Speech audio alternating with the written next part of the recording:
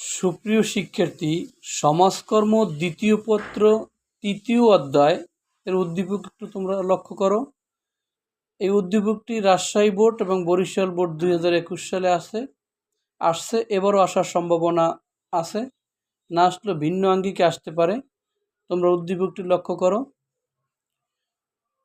কথা বা ইশারায় যোগাযোগের সীমাবদ্ধতা, একই শব্দ বা বাক্য বারবার বলার প্রবণতা, একই ধরনের কাজ বারবার করা, সমবয়সী বা কারো সাথে সম্পর্ক স্থাপনে সীমাবদ্ধতা, অতিরিক্ত চঞ্চলতা বা অসঙ্গতিপূর্ণ হাসি কান্না।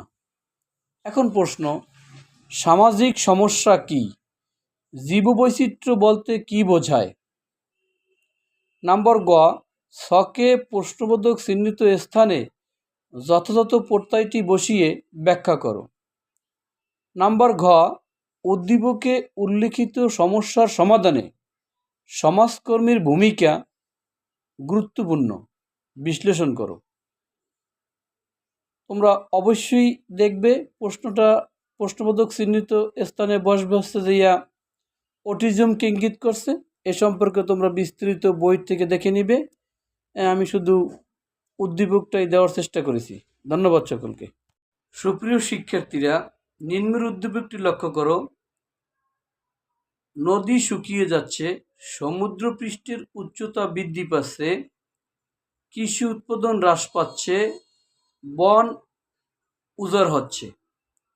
এই প্রশ্নটি আসার মতো, বিভিন্ন বোর্ডে আসছে, তোমরা দেখে নিও। ক নম্বর প্রশ্ন, গ্রিন হাউস ইফেক্ট শব্দটি ব্যবহার করেন কে?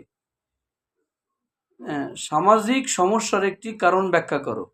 উদ্দীপকে প্রশ্নবোধক চিহ্নিত স্থানে কোন সামাজিক সমস্যাকে ইঙ্গিত করা হয়েছে ব্যাখ্যা করো। উদ্দীপকে উল্লিখিত সমস্যা মোকাবেলায় একজন সমাজকর্মীর ভূমিকা ব্যাখ্যা করো।